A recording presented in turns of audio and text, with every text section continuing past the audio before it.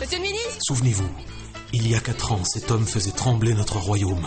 Bon, d'abord, toi, il faut savoir que ici, tu es à Bruxelles et que je ne suis pas obligé de répondre en français à une question que tu n'es même pas capable de me poser en néerlandais parce que peut-être que tu parles même pas ma langue, mais je vais le faire quand même pour être sûr que tu vas comprendre. Hein. Bon, d'abord, le dossier BHV, il est peut-être au frigo, il sera encore même au congélateur, que quand moi je vais le sortir, je vais te le mettre au micro-ondes thermostat 12 et ça va tout péter ici. Hein. Ça va bien? Ça va tout péter. Mais aujourd'hui, 4 ans plus tard, qu'est-il devenu? Après avoir fait le tour du monde grâce à Internet, alors qu'il fuyait depuis micros et caméras, c'est un homme apaisé qui nous reçoit chez lui, à Eijstobdenberg, en exclusivité, pour RTL TVI.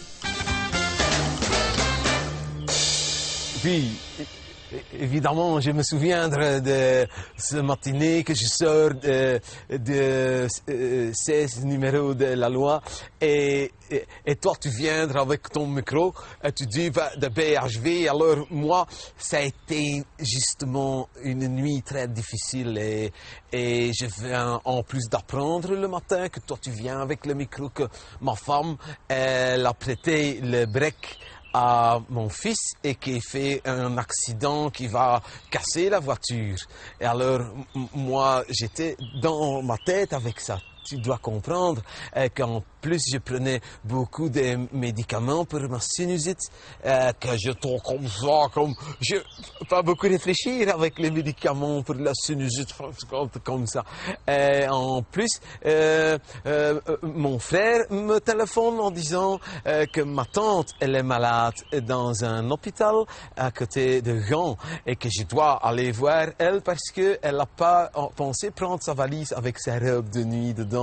Et alors tout ça, ça me stresse. Hein, tu comprends? Et puis, je dois dire aussi que c'est le jour que mon chien il est mort. Alors, tout ça, c'était de la tristesse dans ma tête. Plus de la fatigue, de l'énerve, et plus la voiture qu'elle est cassée. Alors, toi, tu viens avec ton micro et tu dis BHV à moi. Alors, c'est normal. Je suis aussi un homme humain, et que j'ai aussi mes faiblesses, parce que en temps normal, je suis, regarde, quelqu'un de pacifiste, calme, et que j'aime les gens. Ça, je veux le dire. Alors, oui, ça m'a fait beaucoup du tort dans la Wallonie, mais je ne vais jamais. Donc, pour moi, ça n'a pas changé quelque chose. Par contre, dans la Flandre, lorsque on a vu ça sur l'Internet, alors là, moi, j'ai devenu une vedette. J'ai fait progrès de 16 points dans le sondage. Parce qu'avec ton micro, tu m'as fait parler de BHV le jour que ma tante, elle a eu un accident avec mon chien qu'elle a tué avec le break. Ou je ne sais plus qui était dans le break. Ça n'a pas d'importance. Bon, d'abord, le dossier BHV, il est peut-être au frigo, il sera encore même au congélateur, que quand moi je vais le sortir, je vais te le mettre au micro-ondes thermostat 12 et ça va tout péter ici. Hein. Ça va bien? Ça va tout péter. Quand je dis tout péter, c'est pas Bruxelles, Alvivert, hein. C'est la Belgique et tout le bazar avec. Hein. Je ne sais pas si tu peux le filmer avec ta caméra, ce qu'on entend là. Hein. Mais ça, c'est à la nature, ça. C'est à la nature.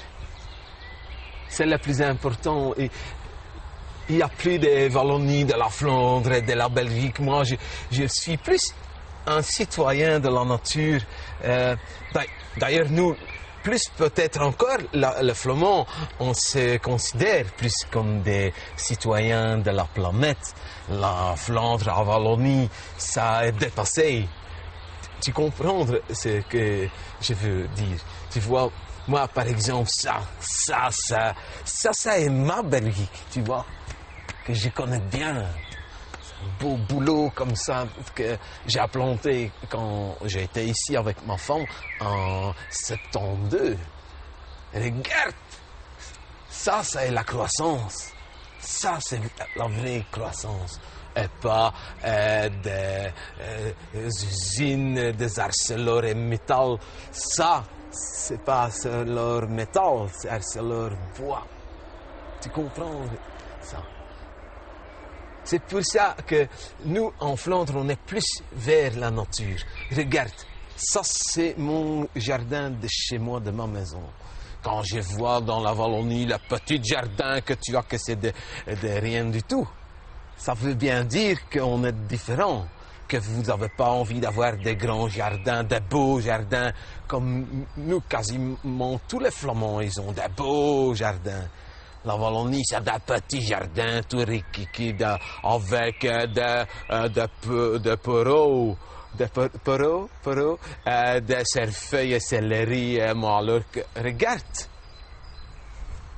c'est céleri, ça? Et c'est peut-être le décalage de mentalité entre la Wallonie et la Flandre qui fait qu'on ne s'entend pas.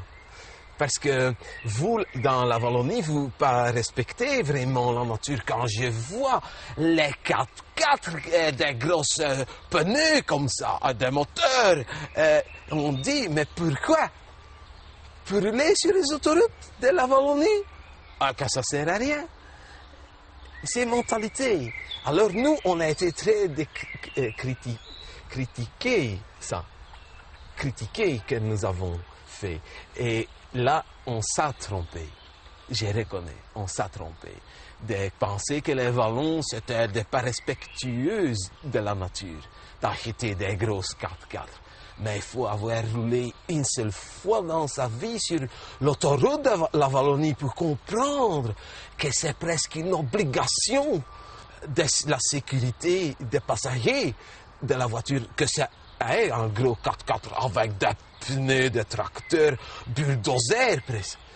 Quand on voit les trous et les grosses travaux qu'il là sur toutes les autoroutes de l'œil jusqu'à Doornik, et tu dis, mais c'est normal que les Wallons ils aient tous des grosses 4x4.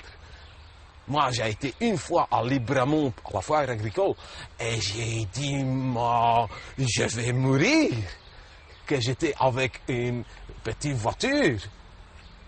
En Wallonie, c'est normal qu'on roule comme ça. C'est parce qu'on ne connaît pas nous autres. D'ailleurs, moi, maintenant, je fais partie d'un club ici, à Heilsholdenberg, et je vais parfois faire des rallyes dans la Tunisie, Maroc. Et là, maintenant, on a dit pourquoi aller si loin pour faire du sport avec nos motocyclistes, alors qu'on prend simplement Liège jusqu'à Doornik, tourner, et là tu fais tout de trous comme ça, et tu sautes, et on s'amuse maintenant. Mais il fallait savoir ça. Les autoroutes de Wallonie, c'est un grand trou, finalement. Hein. On m'a dit c'est normal, elles sont à l'image des ministres qui gèrent ça chez vous. On dit un trou, hein, en français, hein, un trou. En nature. Regarde. Quand tu ne sais pas ce que c'est, tu dis, tiens, c'est la jambe d'un éléphant. Ben, c'est un arbre. Oui, c'est un arbre. Écoute. Je ne sais pas si c'est une fenêtre. Ça, je ne sais pas te dire.